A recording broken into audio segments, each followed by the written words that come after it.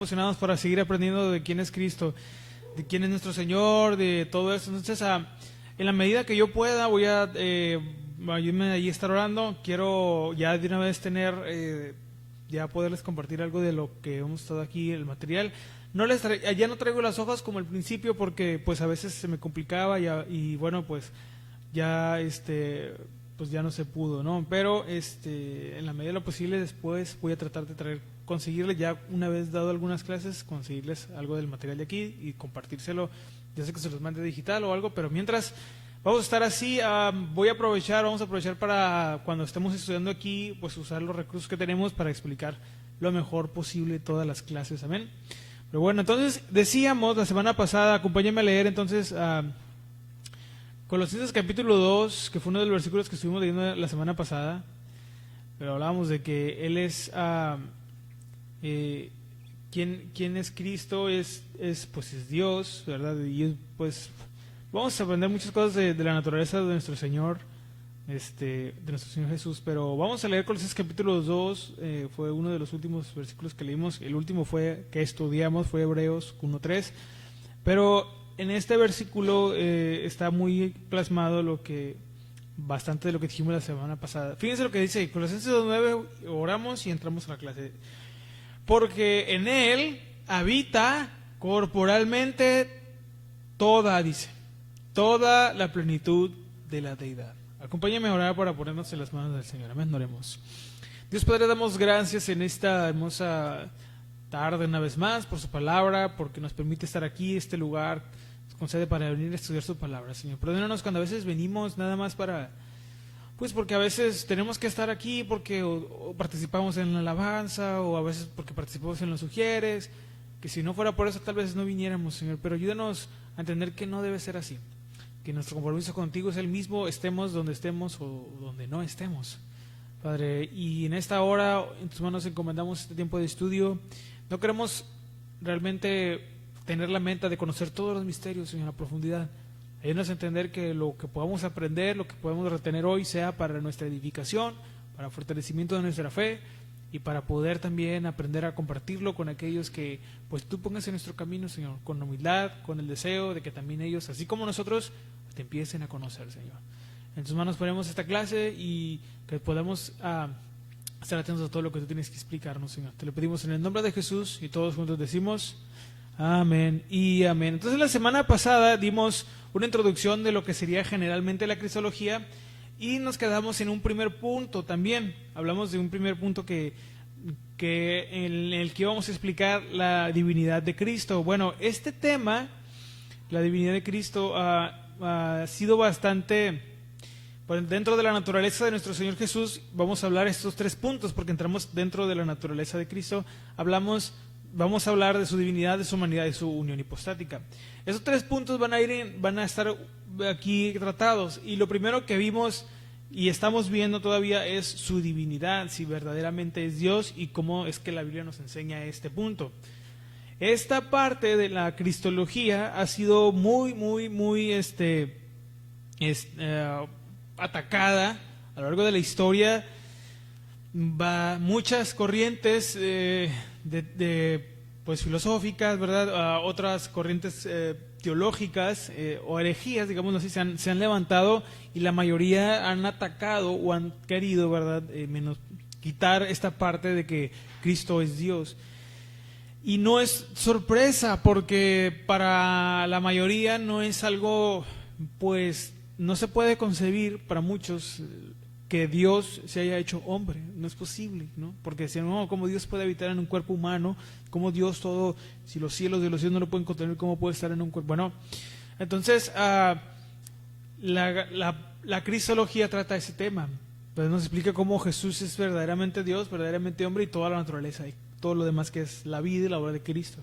Pero aquí en la divinidad es muy importante entender que este es uno de los aspectos más atacados, si no es que el más atacado acerca de Cristo, porque unos lo ven como un hombre, otros lo ven como un ser, un semidios, ahí cosas diferentes, definiciones muy raras, pero la Biblia nos enseña quién verdaderamente es Él. Amén. Entonces la semana pasada vimos evidencia de su divinidad de los del Nuevo Testamento. Empezamos en la evidencia del Nuevo Testamento y leímos Juan 1:1 al 3, ¿verdad? Que dice, en el principio era el verbo y el verbo era Dios y el verbo era con Dios y el verbo era Dios. Y explicamos qué significa la palabra verbo, explicamos qué era la palabra Dios, que son las palabras. Hay otra frase que es la primera frase que es en el principio, esa no la expliqué porque di prioridad a lo que el significado de la palabra verbo, que fue logos, y a Dios. Pero la palabra o la frase en el principio habla desde que el todo inició a existir. Ese es el sentido original en el griego. Entonces Él siempre ha existido y vamos a ver más adelante por qué decimos esto. Luego leímos Colosenses 2:9, lo que acabamos de leer, porque en Él habita corporalmente toda la plenitud de la deidad. Esto nos recuerda que en este versículo se confirma que Cristo no es parcialmente divino, o sea, no es una mitad Dios y mitad hombre, sino es completamente Dios y completamente hombre. Al último leímos Hebreos 1:3, donde se nos recuerda que Él es el resplandor de la gloria de Dios, es decir, Él es el reflejo del carácter de Dios. Ahora, ¿dónde nos quedamos? Bueno, terminamos de estudiar Hebreos, no vamos a explicar las palabras que vimos la semana pasada. Ahora vamos a hablar acerca de cómo Jesús afirmó su divinidad, ¿ok? El segundo punto de hoy, porque la semana pasada fue el primer punto de la divinidad. El segundo punto de hoy es Jesús afirmó su propia divinidad, ¿ok? Así que acompáñenme a leer Juan capítulo 8, versículo 58. Vamos a leer todos juntos ahí. Para esta ocasión, espero se pueda, si no, de todas maneras sabemos que el Señor vamos a explicarlo más, vamos a aprovechar el tiempo y vamos a explicar algunas, y de la misma manera que lo hicimos la semana pasada, vamos a explicar algunas palabras de dos pasajes o dos versículos que vamos a estar leyendo hoy, para que veamos cómo cuando empezamos a escudriñar la palabra de Dios nos damos cuenta que es bastante claro el mensaje que se dio. El problema es que a veces en algunas versiones en español, por ejemplo, en el caso de la Reina Valera, por ser un español más antiguo, fíjese esto, no es como que esté llena de super errores ni nada.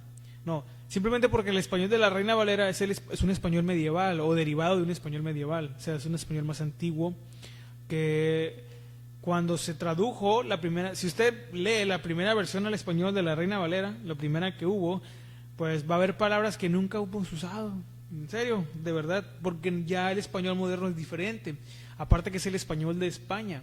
Entonces aquí encontramos palabras, expresiones que no son comunes para nosotros, para nuestra cultura, hablando en español. Entonces, pues ya nos muestra, nos pone un desafío a la hora de leer, pues, pero la palabra de Dios no está limitada por eso. Ahora no quiero que, no, ya no la voy a leer en español, la voy a leer en hebreo, hermano, no, sino que entendamos que si hay pasajes difíciles de entender, son muchas razones. La primera es el grado de verdad que tiene espiritual, que puede ser algo muy difícil y algo que pues no nos alcanza y pues no hay que buscarle. Lo otro es que a veces por el tema de las palabras, ahí es cuando les recomendamos que lean versiones más actuales, donde viene más clarificado o viene más aplicado los significados, o mejor contextualizado los significados de las palabras, ¿ok? Pero fíjense lo que dice ahí.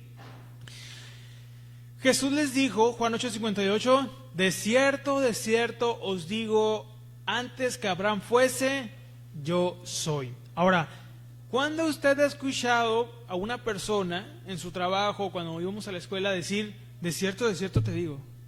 Entonces, no es común decir eso, ¿sí o no? Porque esta es una de las frases que se traducen del original, que no tienen mucho sentido en nuestro idioma porque no las usamos, ¿okay? Ni aún la frase de cierto, porque nosotros ya no usamos esa expresión. Equivalente a decir de cierto te digo, es te lo digo en serio, es lo que más parecido usamos hoy a esta expresión. O déjame decirte la verdad, eso es lo que... Ahora, ¿qué quiero intentar explicar? Que bueno, no tratemos de cierto, pero ¿por qué? No sé, no hay que complicarnos tanto, hay que orar, confiar en la palabra de Dios, y si en esta versión está difícil, hay que leer una versión. Al final vamos a leer otra versión para que vean a lo que voy, cómo es un poquito más claro. Pero vamos a estudiar este versículo, fíjense, donde Jesús nos dice que antes que Abraham fuese, dice yo soy. Y aquí Jesús usa una palabra muy interesante, una expresión que hace eco al nombre que Dios, o con el que Dios se le reveló a Moisés en la zarza, ¿se acuerdan? Bueno, esto hizo eco en la mente de los judíos, y vamos a recordar una de las razones, una de las tantas, ¿no? Pero una de las razones por las que también Jesús provocó, o los judíos, ¿verdad?, despreciaron a Jesús y lo vieron como un enemigo, como un hereje, porque hay unos que dicen, no, es que Jesús no es el único que se autoproclamó un Mesías, o no fue el único en la historia, o el único personaje en la historia que intentó ser un Mesías. Hubo muchos Mesías bueno, eso históricamente es cierto. Hubo muchos personajes, bueno, no muchos, algunos que intentaron ponerse como el Mesías, que ya era el Mesías, ¿no? Y tuvieron su movimiento y tal. Pero hay una diferencia muy marcada entre todos esos y la manera, o bueno, en este caso, en cómo Jesús lo hizo. Entonces, vamos a examinar estos versículos, este versículo y otro más, que ahorita lo leemos, para ver en el original la claridad que tenemos, que vamos a encontrar a la hora de leerlo. ¿Okay? Y fíjense cómo cambia un poquito, pero pues aquí nos va a esclarecer algo más. Miren, en el griego, en el texto original, no sé si se vaya a poder proyectar, el hermano le pedí ahí que nos echara la mano, lo que vendría siendo, cómo sería, no sabemos, no somos expertos en lingüística, pero para que veamos algunas de las palabras y la traducción del original al español, ¿ok? Si se puede, si no, está bien, no va a pasar nada. No nos perdemos, no le va a dejar de llegar el sueldo, hermanos, ¿ok?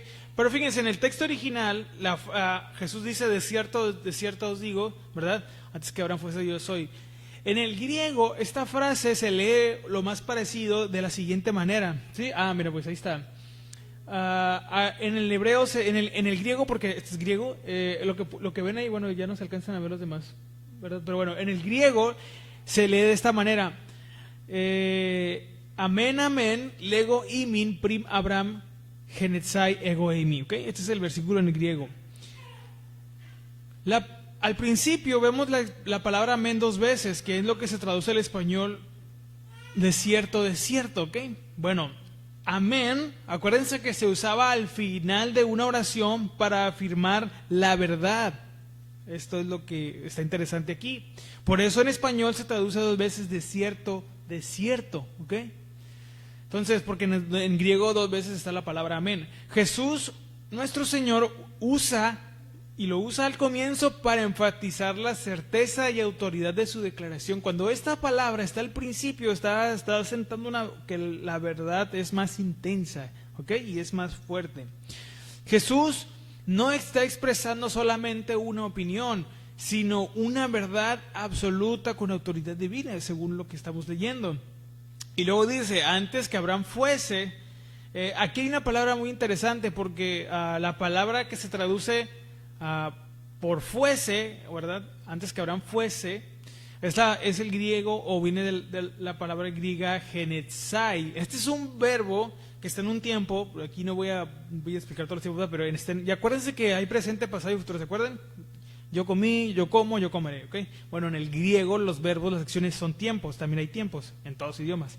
Pero hay un tiempo que se le llama aoristo, que es un tiempo que no es como, no hay como tal un equivalente al español, pero esta palabra se puede traducir como llegar a ser o nacer, es decir, que indica un inicio de tiempo, ¿ok? O sea, antes de que Abraham fuese, es decir, antes de que Abraham llegara a ser, o a existir o a nacer. ¿Qué es lo que sigue diciendo? Bueno, esta palabra implica que Abraham, como cualquier persona en el mundo, tuvo un comienzo en la historia. Pero ¿qué es lo que dice Jesús después de esta frase? Antes que Abraham fuese, o llegase a existir, o llegase a ser, dice, yo soy. ¿Okay? Esto afirma su existencia antes que la de Abraham. Una persona normal, un ser humano normal, no puede existir antes desde antes, ¿verdad? De que otra persona siendo uno más joven. Por ejemplo, yo no puedo decir que yo existí antes que, por decir, mi hermano Antonio, ¿no? Que ya me gana con ahí 2-3 siglos, no sé qué. Pero yo no puedo decir, ¿por qué? ¿Qué va a pensar usted si yo digo, pues antes que el hermano yo ya estaba aquí? ¿Qué va a decir? No, hermano, usted ya está muy mal, que lo vamos a ver, que lo ayuden. ¿Por qué? Porque yo soy más joven, ¿sí o no? Bueno, Jesús, humanamente hablando, en tiempos, en años humanos, él era más joven que Abraham. Pero a pesar de eso, él dijo que antes que Abraham llegase a existir, dijo, yo soy. Esta frase en griego es ego eimi o ego eimi. Es una declaración absoluta de existencia, fíjense, sin referencia a un tiempo en específico. Porque no dijo yo era o yo estaba haciendo, porque algunas versiones traducen yo estaba a punto de ser una... O sea, bueno, yo estaba haciendo no está del todo inexacto del original, pero Jesús dijo que Él ya existía. Pues la frase ego eimi, lo que se traduce como yo soy, está diciendo que Jesús ya existía antes que Abraham existiese. No sé si me estoy explicando con esto. O sea, Jesús ya era real antes que Abraham siquiera estuviera en el vientre de su madre, porque decir yo soy en el griego no está diciendo en qué punto, sino que ya simplemente Jesús estaba existiendo, ¿ok? Esta frase en griego es el equivalente a la expresión que encontramos en Hebreos 3:14. ¿Se acuerdan qué fue lo que le dijo con el nombre que Dios se le reveló a Moisés? ¿Se acuerdan cuál fue? Le dijo Moisés, Señor, pero si voy, Hebreos 3:14, ahí está el versículo si lo quieren leer o apuntar.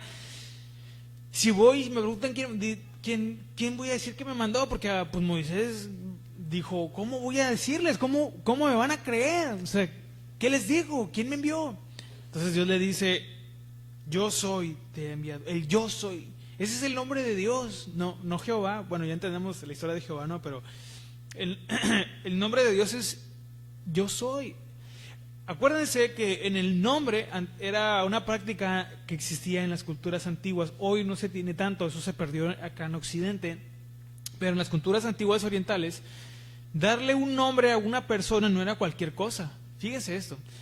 Pues le voy a poner Surunduro. ¿Por qué? Pues porque me acuerdo de mi pueblito. No, porque antes dar un nombre a una persona era muy importante.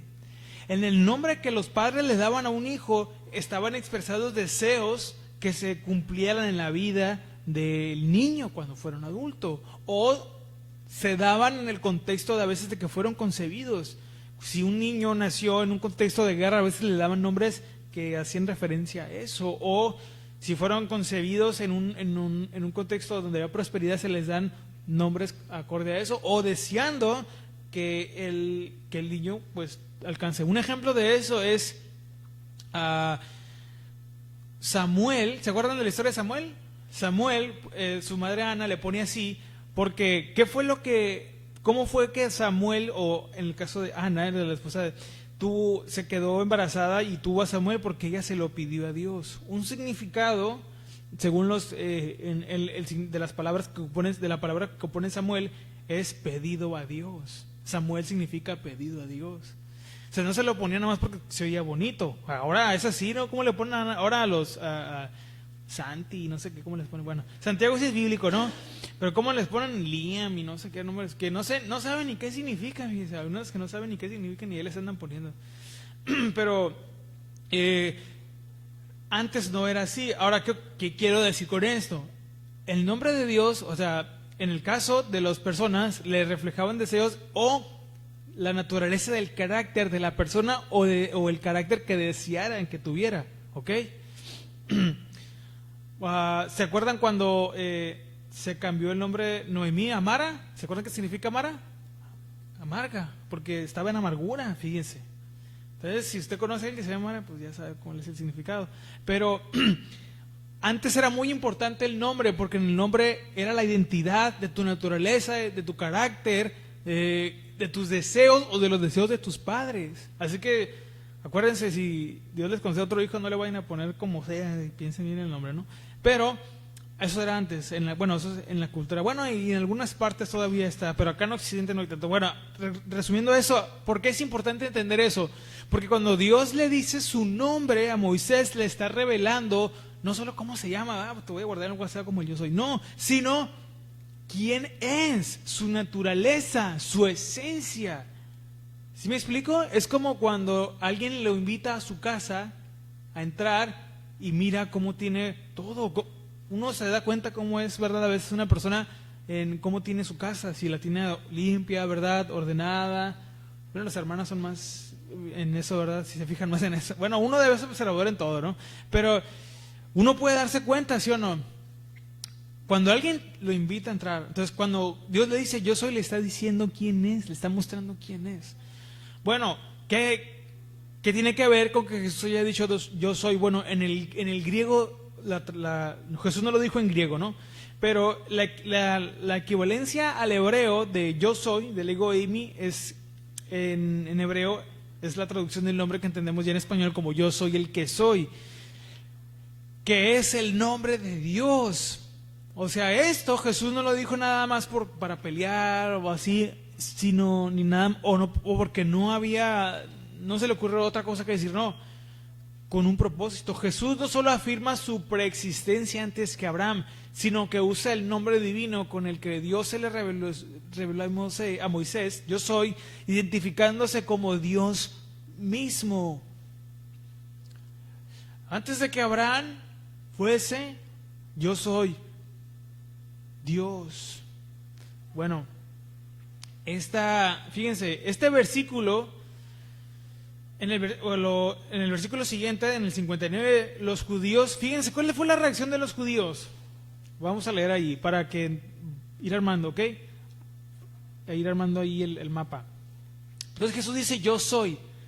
Luego en el 59 dice, tomaron entonces piedras para arrojárselas, pero Jesús, ¿qué fue lo que hicieron ellos? Bueno, antes de seguir leyendo, a paréntesis, ¿qué fue la reacción que tuvieron? Tomaron piedras ¿piedras para qué? Arrojárselas.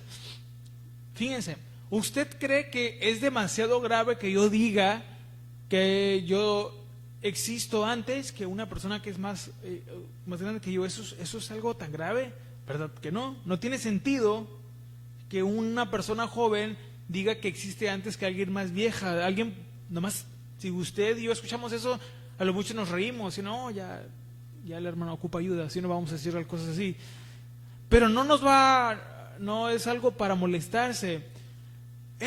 ¿Por qué los judíos sí se molestaron? Luego dice, pero Jesús se escondió y salió del templo y atravesando por medio de ellos se fue. Bueno, y ahí él se va de ese lugar. Pero ¿por qué ellos se molestaron? Esto a lo mejor no lo entendemos aquí, o sea, a lo mejor así en una lectura superficial, no lo vamos a entender así de que, ay, pero pues, ¿qué tiene que decir? Eso no está rompiendo ninguna ley, no está robando, tampoco está tomando el lugar de Abraham porque reconoció que Abraham era otra persona diferente que él, no lo está usurpando. ¿Por qué entonces se enojaron? Miren, según la ley mosaica, en Levítico 24:16, no lo vamos a leer, blasfemar el nombre de Dios era castigado con la muerte. ¿Okay? Según Levítico 24:16. Si Jesús solo hubiera dicho que existía antes que Abraham, sin implicar divinidad, no había provocado esa reacción. ¿Cuál fue la molestia entonces? Que con esa expresión Jesús se estaba diciendo Dios. Esa es la diferencia entre los otros Mesías o los otros personajes que también dijeron ser un Mesías. Porque el único que se atribuyó el mismo estatus y posición que Dios el Padre fue Jesús. Eso fue lo que más molestó a la audiencia judía, porque como tú puedes ser Dios, ¿quién o qué te crees? Por eso lo querían matar.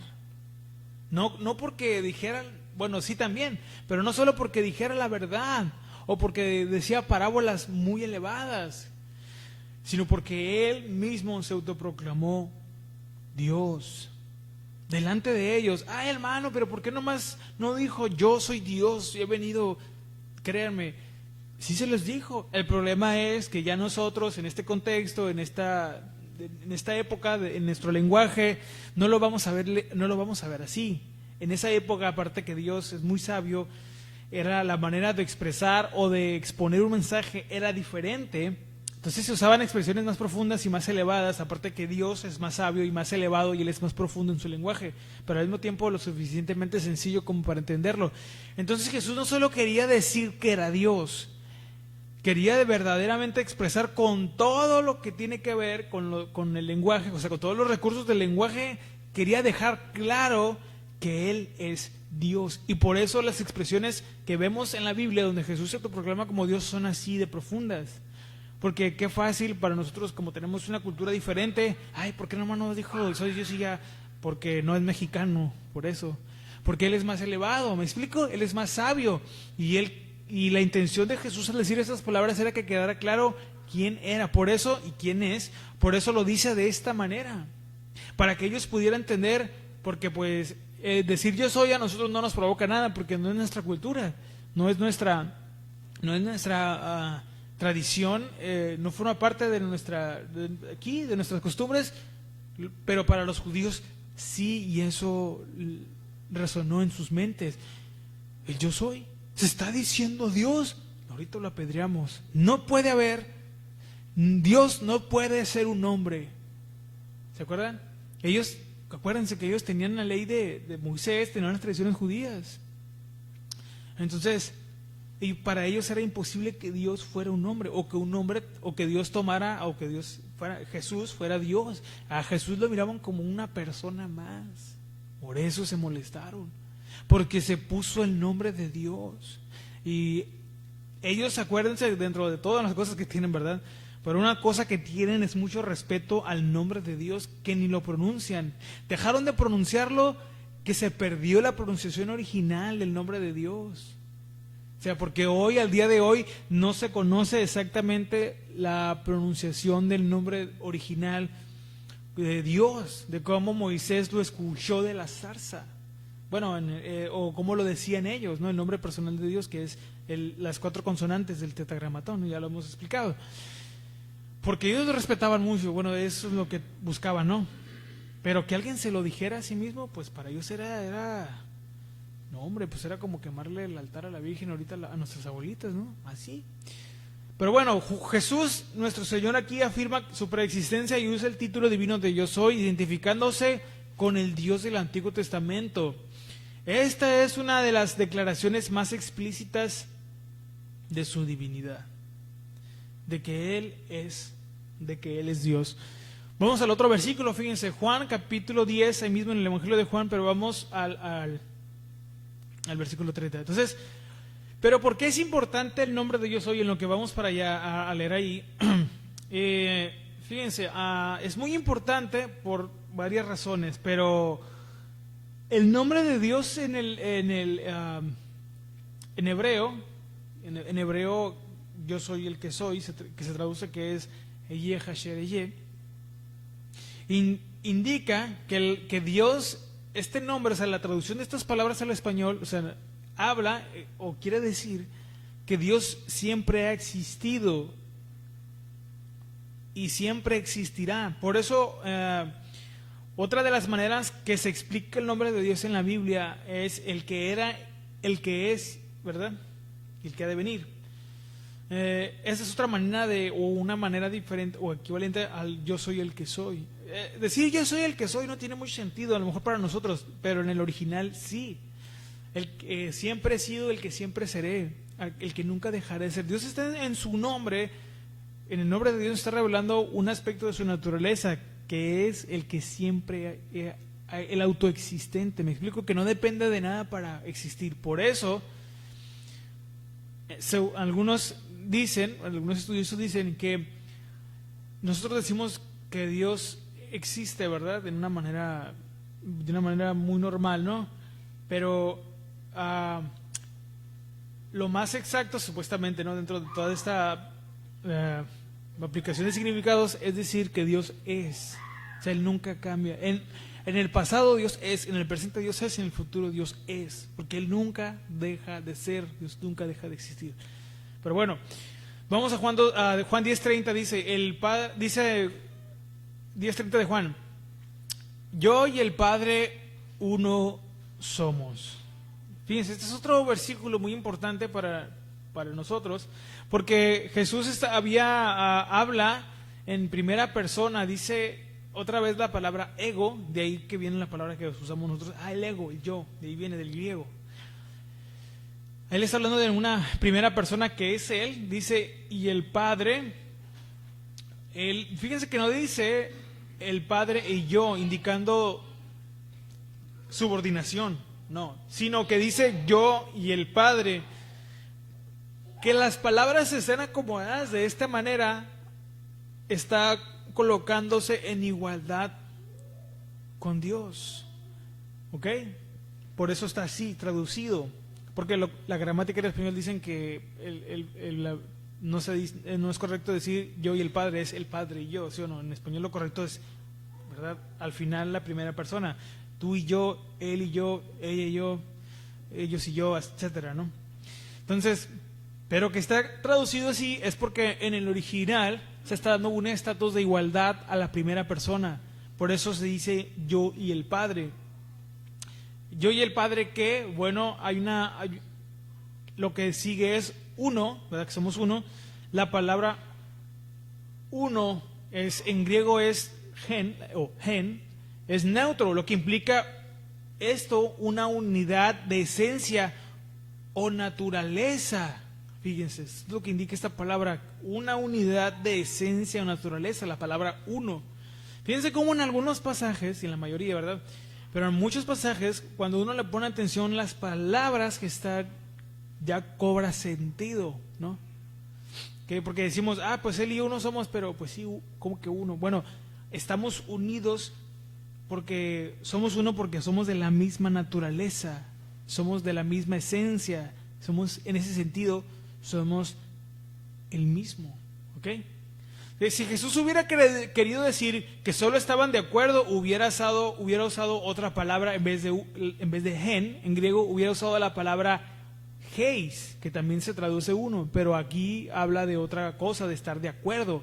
Pero él no dice o solo quiso decir, como en algunas traducciones, la traducción del Nuevo Mundo intenta traducirlo de esta manera incorrectamente, pero en el original Jesús usa la palabra, en el griego cuando lo escribieron, se usa la palabra gen para decir que hay una unidad de esencia y naturaleza, no que solamente están de acuerdo. Porque decir el Padre y yo estamos de acuerdo no es lo mismo a decir que somos el mismo, ¿sí o no? No es lo mismo, en el original esa es la diferencia. Y luego dice somos. Esta palabra viene de otra que es men. Este verbo en primera persona plural indica que son distintas personas, pero con una sola esencia. Esa es la diferencia aquí. Son diferentes personas, pero con la misma esencia. Acuérdense que la doctrina de la Trinidad es de las más complejas que hay, pero en el original se usan estas palabras para que quede claro que Jesús está en la misma, en cuanto a naturaleza, estatus, igual que Dios el Padre, o sea, porque son el mismo. Entonces, uno a veces mira al Padre, el Hijo y el Espíritu Santo de arriba para abajo, pero esa es una imagen un poquito inexacta. Ellos están al mismo nivel, pero tienen funciones diferentes. ¿Me explico con eso? Bueno, eso ya en la Trinidad lo explicamos. Entonces, esta palabra habla entonces que son distintas personas, pero con una sola esencia, ¿ok?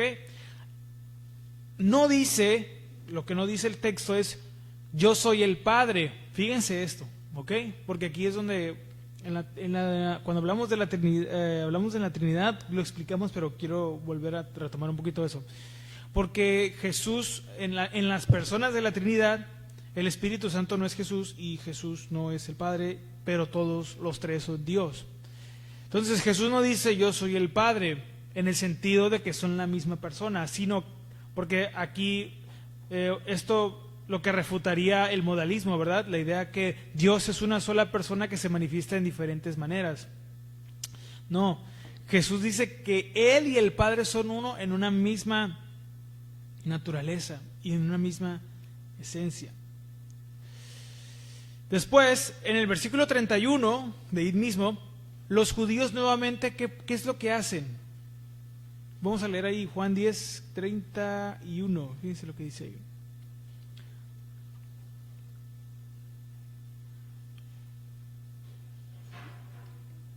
O sea, yo y el Padre uno somos, fíjense. ¿Y luego qué pasó? Los judíos en el 31. Entonces los judíos, ¿qué? Volvieron a tomar piedras, ¿para qué? Para apedrearle. O sea, si Jesús hubiera dicho en el idioma original, es que el Padre y yo estamos de acuerdo, no se oye tan mal, ¿sí o no? Porque ¿quién no quisiera estar de acuerdo con Dios? Pues claro, Él es el bien supremo, Él es el máximo, es el mejor, ¿verdad? Bueno, el único bueno.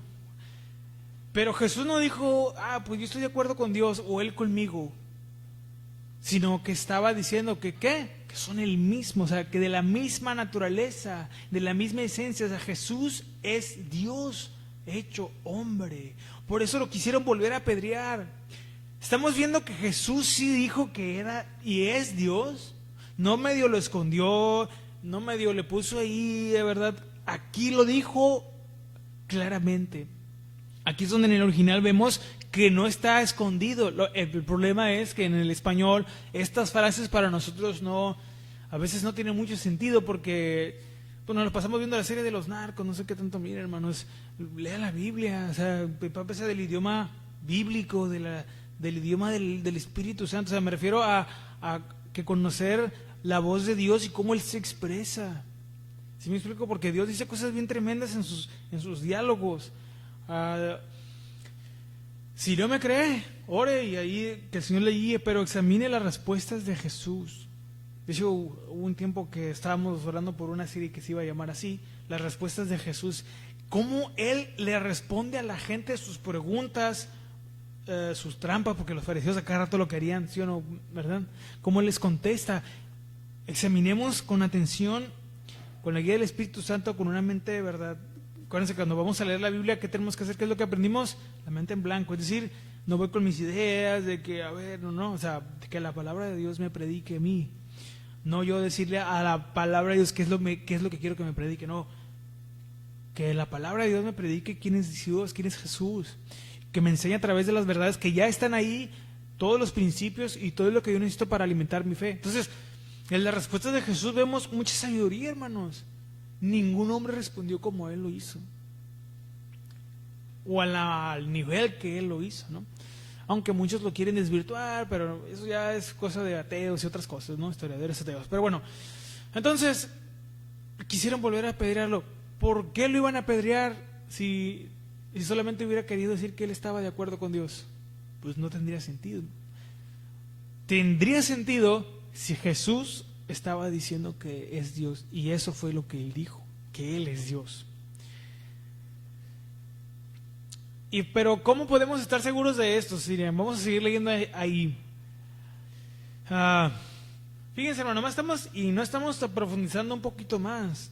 Estamos tomando algunas cosas, subrayando, pero fíjense cómo estudiar, ya escudriñar la palabra de Dios es un buen trabajo, ¿verdad? Es todo un tiempo que hay que dedicar en meditación, de la lectura, que la palabra ser empapados, y a la hora de examinar el original, cómo se nos van esclareciendo cosas, y aprendemos mucho de los idiomas y lo que se estaba diciendo, ¿ok? Por eso cuando leamos la Biblia, hermanos, demos gracias a Dios, porque verdaderamente, hermanos, tener una Biblia traducida en español fue algo que a muchos les costó su vida. Claro que lo hicieron para Dios, así que no menospreciemos eso, ¿ok? Bueno, fíjense, en el 32 dice: Jesús le respondió: muchas buenas obras os he mostrado de mi Padre. ¿Por cuál de ellas me apedreáis? Porque hizo señales, ¿se acuerdan? Porque hizo milagros. Digo, a ver, ¿a quién le desagradaría a alguien que viene y multiplica la comida? O alguien que viene y te sana, o alguien que alivia una dolencia. ¿Y qué fue lo que respondieron en el 33? Fíjense lo que dice el 33. Le respondieron los judíos diciendo: por buena obra no te apedreamos, sino ¿por qué?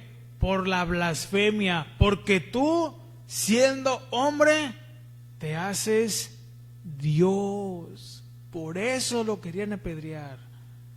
No por las buenas obras, porque pues imagínense que cada domingo que viniéramos aquí se nos multiplicara la comida. Pues nunca dejaríamos de venir, ¿no? Pero imagínense, ellos no venían por eso, o sea, ellos no lo apedreaban por eso. Al contrario, en Marcos se acuerdan que hasta lo persiguieron, hasta cruzaron el mar. Queremos más de tus sándwiches de pescado, Señor. Pero eso es cuando vamos a Jesús con las motivaciones equivocadas. Aunque vamos a la persona correcta, pero con el corazón equivocado, hermanos, no funciona. No funciona como debería. Así que pues bueno, eso ya lo hemos explicado en otras ocasiones. Entonces, pero fíjense, ellos lo querían apedrear. ¿Por qué? Porque se hacía Dios. Bueno, a los ojos de ellos, no se hacía Dios como a veces nosotros nos hacemos los cristianos, ¿no? No, Él es Dios. Y les dijo quién era. Él se les reveló, Él les dijo. Ya que no quisieron creer, ya que se enojaron, se pusieron religiosos, ya eso fue otra historia. Pero Él les dijo que es Dios, que vino a habitar. ¿Se acuerdan como lo que dijo Juan? Que habitó entre nosotros y vimos su gloria. Bueno, los que lo pudieron ver con los ojos correctos. Gloria como del unigénito del Padre.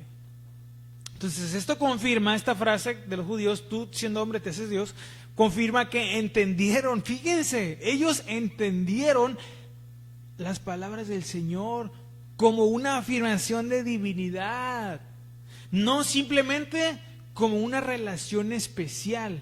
¿Sí estamos claros con eso? Ellos estaban entendiendo qué es lo que está diciendo que es Dios. No, hombre, ahorita, y por eso lo querían apedrear. Pero bueno, Jesús declara su unidad esencial, en esencia y en naturaleza, con el Padre. Su uso del neutro gen, que se traduce uno, demuestra que no se refiere solo a una unidad de propósito, como con la expresión estar de acuerdo, sino a una unidad de esencia. Su afirmación es considerada una blasfemia por los judíos, lo que confirma que entendieron su declaración como una reclamación de divinidad. Si él estaba diciendo lo que es y lo que él ha sido siempre, Dios. Y los judíos lo entendieron. Él lo dijo claro, como repito, pues ya aquí en el español a lo mejor no lo resuena tanto, pero originalmente sí lo dijo. Vámonos a la conclusión entonces. En el 8:58 de Juan, en capítulo 8, versículo 58, Jesús reclama su nombre divino. Fíjense, Él les dice: yo soy. Antes de que Abraham fuese, yo soy. Afirmando su preexistencia. Miren, vamos a leer otra vez para que veamos Juan 8:58, pero esta vez lo vamos a ver fíjense, acompáñenme a leer Juan capítulo 8, como estas mismas palabras, pero ya aplicando el significado del original. Pero fíjense cómo cambia un poquito, pero nos ayuda a entender un poquito más. Dice así aquí está.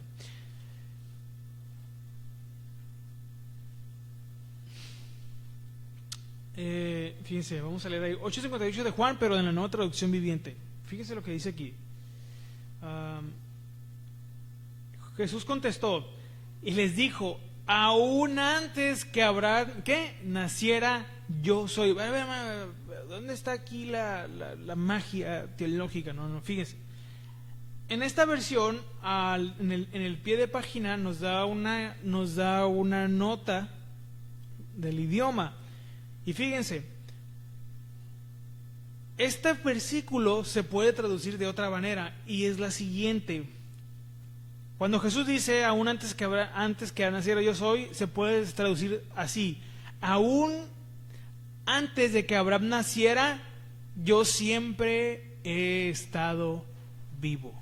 Esa es la traducción o una traducción apegada a las palabras del original. Antes de que Abraham naciera, porque en la Reina Valera dice antes de que Abraham fuese, ¿verdad? Y decimos, ¿cómo que fuese? Pues ¿a dónde fue? ¿A la tienda o qué no? Pues ahora acá en esta versión, antes de que Abraham naciera, porque nacer se entiende como el inicio de la vida aquí en la tierra, ¿ok? En el contexto bíblico o en el lenguaje bíblico nacer, porque ya con la ciencia entendemos que cuando es la concepción inicia la vida. Pero cuando uno sale del vientre de la madre, en la simbología bíblica es empezar a vivir. Entonces, pero dice antes de que Abraham naciera, pero entendemos que nacer puede nacer la vida, si la vida nace o empieza en la concepción. Entonces antes de que Abraham naciera, la otra frase que se traduce yo soy, aquí aplicándolo es, el significado es yo siempre he estado vivo. Esa es la traducción. Fíjese cómo cambia. Ahora, tiene más sentido que este sea el significado, porque entonces ya uno puede pensar, a ver, ¿cómo tú, que no tienes ni 50 años, porque es lo que le dicen, has estado vivo antes que Abraham existiese? Bueno, la respuesta es, porque Jesús es Dios. Esa es la respuesta. Y bueno, ellos por eso se molestaron y lo quisieron agarrar a rumosorazos, ¿no? A pedradas, pues. Por eso se enojaron. Entonces ya ve como en algunas versiones, hay otras versiones que también no aclaran, hay más versiones, pero en esta tiene esta, al menos en esta versión, tiene esta explicación el versículo. Ahora, en el 10:30, para irnos yéndolo ya rápido al final, de Juan, Jesús nos declara otra vez más su divinidad o su unidad de esencia con el Padre, lo que implica su plena divinidad. Ambas afirmaciones, la de Juan 8:58 y la de Juan 10:30, provocaron intentos de apedreamiento, confirmando que los oyentes comprendieron que Jesús se estaba identificando como Dios. Analizando estos versículos gramaticalmente y etimológicamente, es decir, el lenguaje, ¿me entiendes así? El lenguaje del original nos refuerza que Jesús estaba hablando en términos, no estaba hablando, fíjense, porque algunos creen que aquí a veces era así, pero no estaba hablando en sentido figurado o en un sentido simbólico, no, sino estaba hablando en términos ontológicos y absolutos, es decir, hablando de la naturaleza de su ser tal cual como Él es. O sea, no lo estaba escondiendo. Cuando uno lee en el original el tiempo de las palabras, el modo verbal, el tiempo verbal, vemos que Jesús no estaba diciendo cosas en sentido figurado, lo estaba diciendo en sentido, en términos ontológicos, literalmente, ¿quién es? No lo estaba escondiendo. Estos versículos son fundamentales, hermanos, con esto terminamos la clase de hoy, para entender, para nuestra doctrina, ¿verdad?, cristológica de la divinidad de Cristo. Y han sido claves en la defensa también de la Trinidad a lo largo de la historia, como en la iglesia. Entonces, ¿Jesús es Dios? Sí o también. Clarísimo, ahí está en el original. Y esto lo podemos revisar en los manuscritos antiguos. Está los escritos, los rollos todavía, las copias más antiguas que hoy se tienen, que es el Códice Sinaítico y el Códice Vaticano.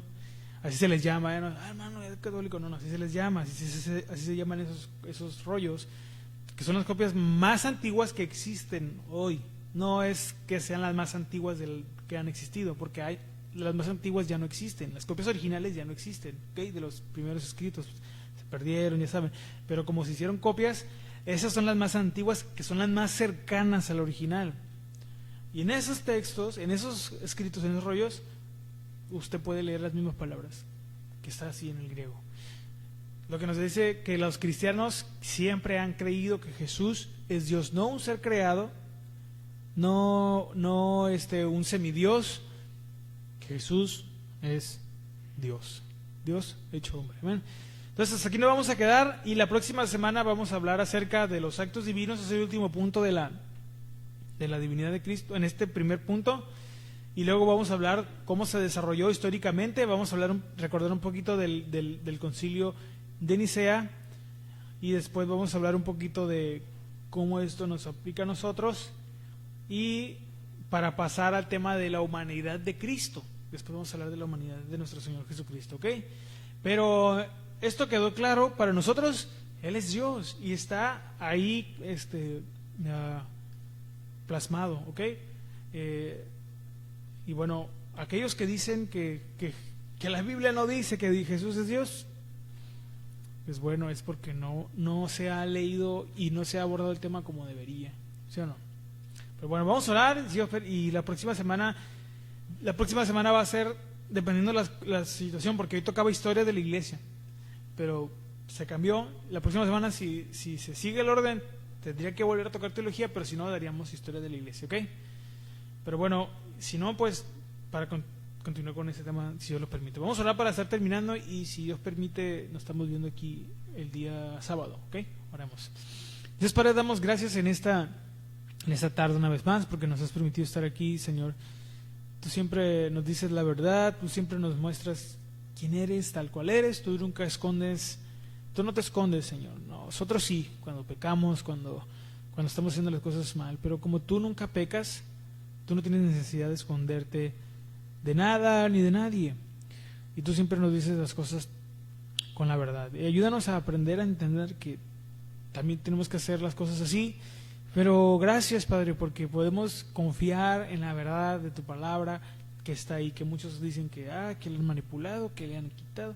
Señor, pero podemos ver a la hora de leer, meditar, cómo el poder de tu palabra está ahí, y cómo nada ni nadie puede alterar tu palabra sin que reciba la retribución de ese extravío.